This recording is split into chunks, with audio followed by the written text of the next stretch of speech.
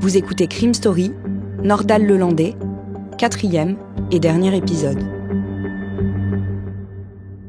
Alors que Nordal Lelandais est soupçonné d'avoir tué en août 2017 Maëlys Desarrojo, 8 ans, et d'avoir fait disparaître son corps, il est entendu le lundi 18 décembre dans une toute autre affaire. Celle de la disparition d'un militaire de 23 ans à Chambéry, en avril 2017, 5 mois avant la disparition de Maëlys. Devant les éléments qui l'accablent, Nordal Lelandais ne fournit pas d'explication satisfaisante. Mais les gendarmes ont une ultime carte à jouer. Le jeudi 7 septembre 2017, 5 mois après la disparition du caporal, un promeneur a trouvé sur un chemin de randonnée à Montmélian, à 16 km de Chambéry, un crâne humain. Des comparaisons sont effectuées. Il s'agit bien du crâne d'Arthur Noyer.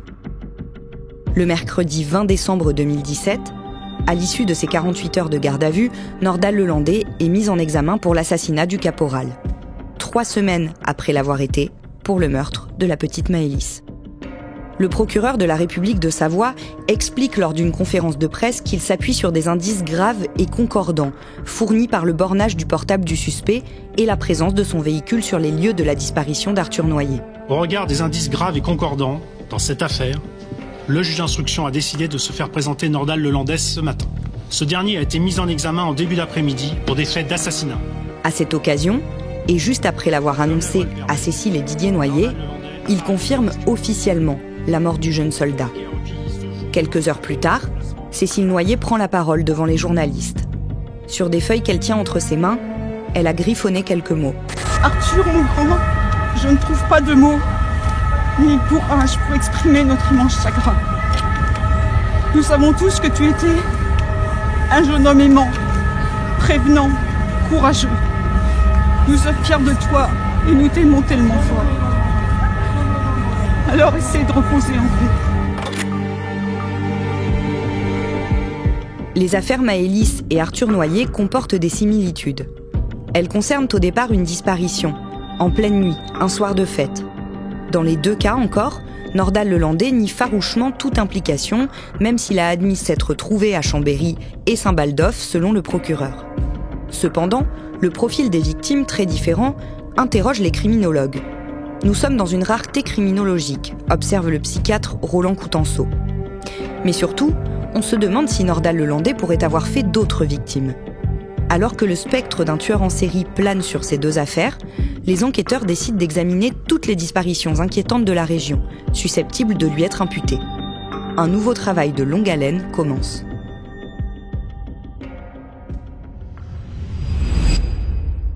Damien, parmi ces affaires, il y a notamment celle de la disparition d'un cuisinier originaire de Belgique, près d'Annecy, en Haute-Savoie, au mois de juillet 2017, mais il y a également d'autres affaires. Oui, il y a bien d'autres dossiers. Il y en a un qui est très connu, c'est celui de la tuerie de Chevaline, survenue en 2012, dans la région au sens large, et toujours non résolu à ce moment-là. Jean-Christophe Morin aussi, c'est un homme qui a disparu le 11 septembre 2011 lors d'un festival de musique électro en Savoie. Ahmed Amadou, disparu 1 an après, au même festival et au même endroit. En fait, les gendarmes vont constituer ce qu'ils vont appeler la cellule Ariane, c'est-à-dire comme pour suivre le fil d'Ariane et pour essayer de relier des dossiers non résolus en se demandant si Nordal Lelandais peut être impliqué dans une de ces disparitions, dans un de ces meurtres, donc en essayant de faire coller son agenda à lui, son emploi du temps à lui, aux agendas et aux emplois du temps de ces disparitions. En fait, c'est très déstabilisant pour les enquêteurs de se retrouver face à quelqu'un qui a déjà tué a priori 2 fois, des victimes, on l'a dit, très différentes, une très jeune fille et un jeune homme, et on se dit finalement qu'il aurait peut-être pu tuer n'importe qui, n'importe où au gré de ses errances nocturnes. En tout cas, ce sont au départ au moins 15 dossiers qui sont rouverts par la justice. La question qu'on se pose, c'est de savoir si Nordal Lelandais est un tueur en série ou non. Comment est-ce qu'on définit précisément un tueur en série ? Alors, il n'y a pas de définition dans le dictionnaire d'un tueur en série. D'ordinaire, les criminologues estiment qu'on peut parler d'un tueur sériel à partir de 3 meurtres. Donc là, on est au niveau du nombre. Après, il y a souvent un mode opératoire qui peut être similaire, comme une sorte de rituel. Il y a aussi des tueurs en série qui tuent systématiquement le même type de victimes, c'est-à-dire qu'ils vont tuer uniquement des jeunes filles, uniquement des jeunes garçons, uniquement des adultes.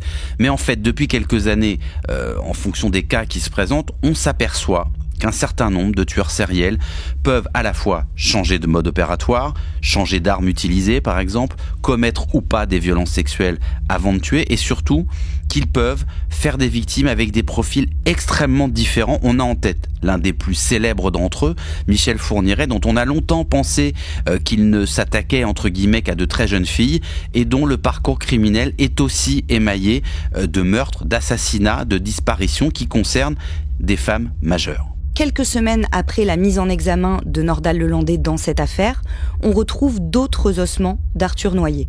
Oui, on va les retrouver à la mi-janvier, en contrebas de la route du col de Marocca, au-dessus des communes de Montmélian et de Cruet, toujours en Savoie. Mais malgré ces nouvelles découvertes, Nordal-Lelandais continue de nier, comme il nie d'ailleurs dans l'affaire Maëlys.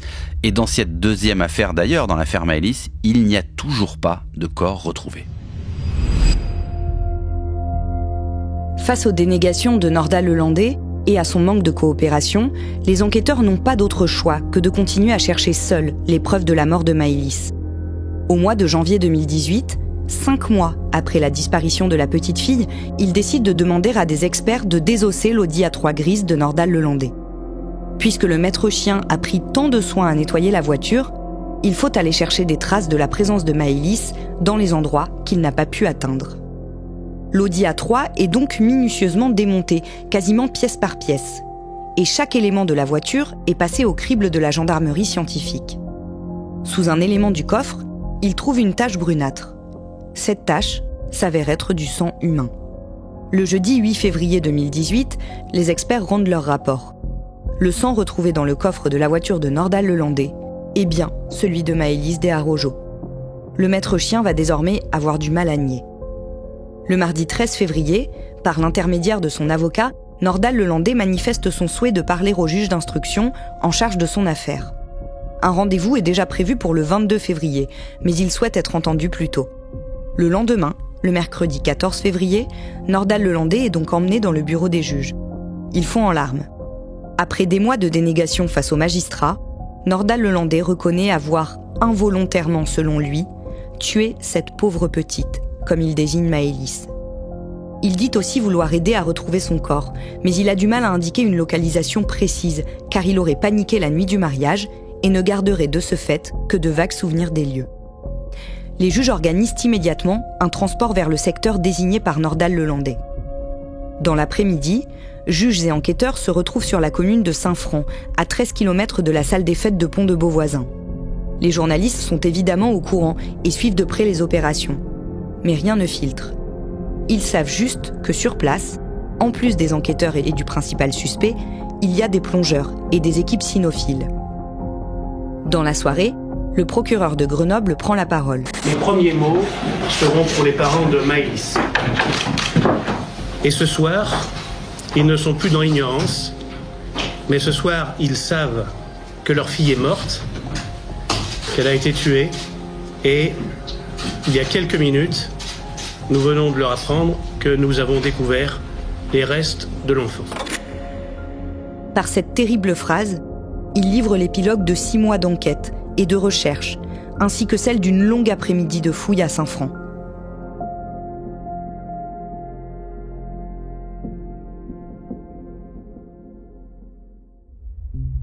Damien, qu'est-ce que les enquêteurs ont trouvé précisément ? Alors, après plus de 6 mois, lorsqu'un corps reste à la fois à l'air libre, c'est-à-dire soumis aux intempéries, mais aussi soumis à ce qu'on appelle les prédations animales. Le corps, il n'a pas été enterré, il a été laissé comme ça dans cette zone boisée et un peu difficile d'accès.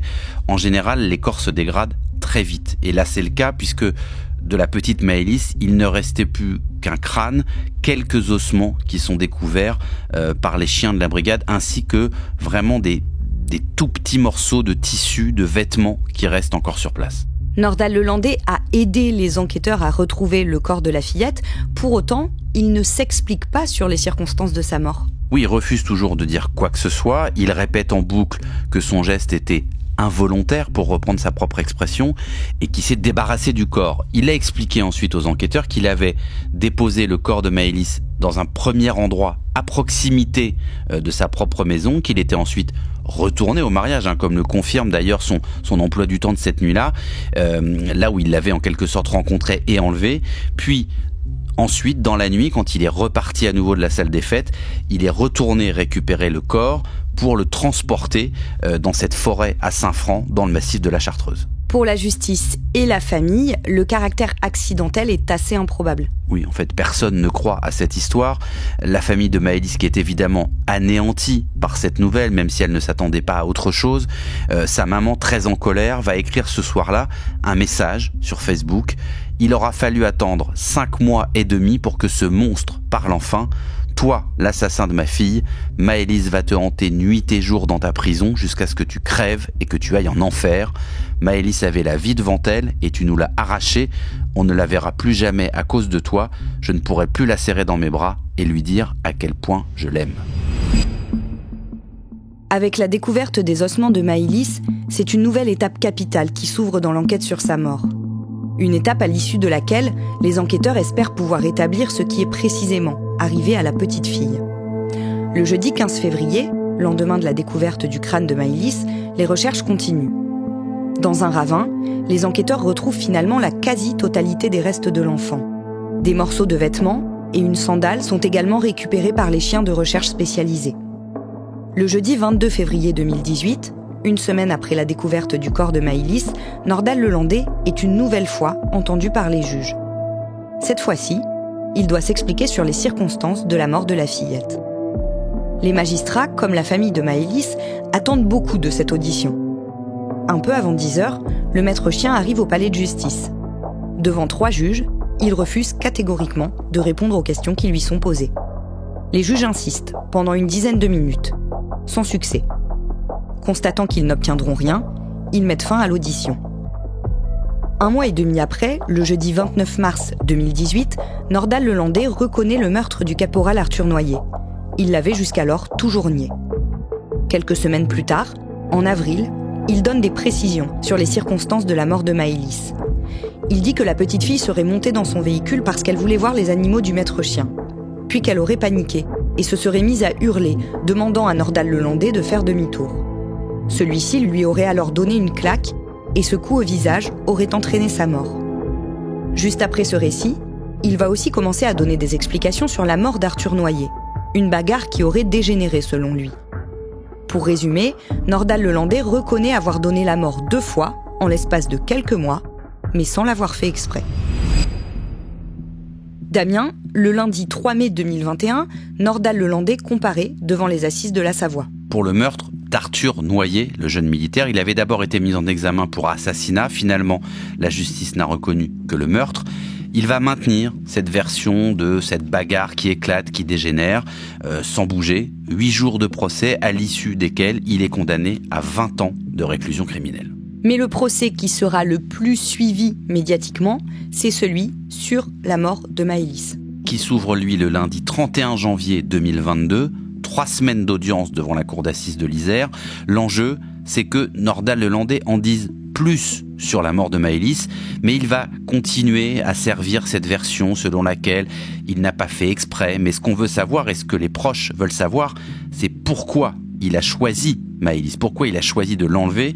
Était-ce pour la violer, pour un mobile sexuel, et ensuite pourquoi il l'a tuée et pourquoi il ne l'a pas abandonnée ou ramenée à la soirée.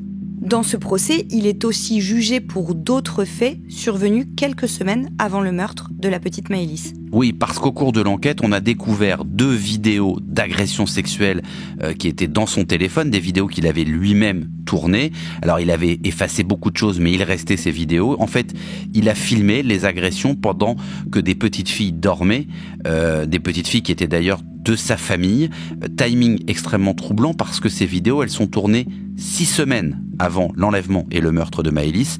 La deuxième, elle date du 20 août, c'est-à-dire tout juste 1 semaine avant l'enlèvement de Maëlys. Ses amis et ses proches défilent à la barre pendant ce procès. Comment est-ce qu'ils le décrivent ? Alors, il a des amis qui vont faire de lui un portrait plutôt positif, à défaut d'être totalement flatteur, mais ils vont dresser le portrait d'un homme plutôt sympathique, avec quand même une petite part d'ombre, mais rien de grave pour certains qui n'auraient jamais imaginé ça et qui ne comprennent pas comment Nordal Lelandais peut se retrouver 2 fois dans un box de cour d'assises. Sa mère va évidemment être entendue. Elle va évoquer la possibilité qu'il ait été victime d'attouchement quand il était petit par un animateur, mais on n'en sait pas plus.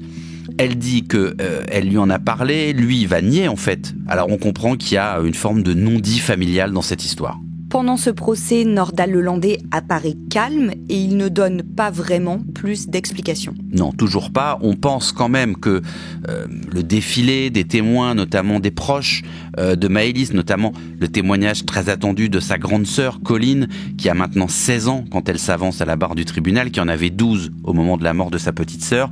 Elle va dire beaucoup de choses, elle va parler avec beaucoup d'émotions, mais finalement ça ne fait pas bouger, ça ne fissure pas le roc lelandais. On ne sait toujours pas finalement quel est le mobile de ces 2 meurtres, si c'est un mobile à caractère sexuel pour Maëlys comme pour Arthur Noyer d'ailleurs, puisqu'on sait que Nordal Lelandais avait à la fois des fantasmes sur des très jeunes filles, mais avait aussi des relations homosexuelles. En tout cas, il n'a pas pu être condamné pour ça, pour une raison très simple, c'est que à chaque fois qu'on a retrouvé les corps de ces victimes, que ce soit celui d'Arthur Noyer ou celui de Maëlys, ils étaient à l'état de squelette extrêmement dégradé et on ne pouvait pas déterminer scientifiquement si oui ou non et Arthur Noyer et Maëlys avaient été victimes de violences sexuelles. Le jeudi 18 février 2021, après 3 semaines d'audience, Nordal Lelandais est condamné à 30 ans de réclusion criminelle pour le meurtre de Maëlys. Il n'est pas mis en cause dans d'autres affaires, mais est-ce que le doute plane toujours ? Alors, le doute, il plane un peu moins parce qu'un certain nombre des dossiers qui avaient été ouverts dans le cadre de cette fameuse cellule Ariane ouverte par la gendarmerie ont permis même d'exclure sa responsabilité dans un certain nombre d'enquêtes. Alors évidemment, il restera toujours un doute sur celles qui ne sont pas résolues complètement, mais ce que pensent les enquêteurs, ce qu'on pense aujourd'hui avec un peu de recul, c'est qu'en réalité, Nordal Lelandais démarrait en quelque sorte sa carrière, son parcours criminel à ce moment-là, que probablement Arthur Noyer a été sa première victime, Maëlys sa deuxième. En revanche, ce qui glace le sang quand on voit avec quel sang-froid il a pu agir ces 2 fois-là, c'est que on pense que s'il n'avait pas été arrêté, il était sans doute rentré dans une logique sérielle, une logique d'enchaîner comme ça les enlèvements et les crimes. Nordal Lelandais est actuellement incarcéré dans le centre pénitentiaire alsacien d'Ensisheim, réservé en particulier aux détenus purgeant de longue peine. Il n'a pas fait appel, il ne pourra pas demander de libération conditionnelle avant 2040. Depuis le mois de novembre 2023, il est devenu papa d'un petit garçon, avec une compagne rencontrée pendant sa détention. Les parents d'Arthur Noyer ne croient toujours pas à la version de Nordal Lelandais, selon laquelle une dispute aurait éclaté entre lui et leur fils. Les parents de Maëlys regrettent également de ne pas avoir eu d'explication claire sur les circonstances de la mort de leur fille. Leur couple n'a pas survécu à l'absence soudaine de Maëlys dans leur vie. Ils se sont séparés et ont vendu leur maison dans laquelle il y avait trop de souvenirs, devenus trop lourds à porter.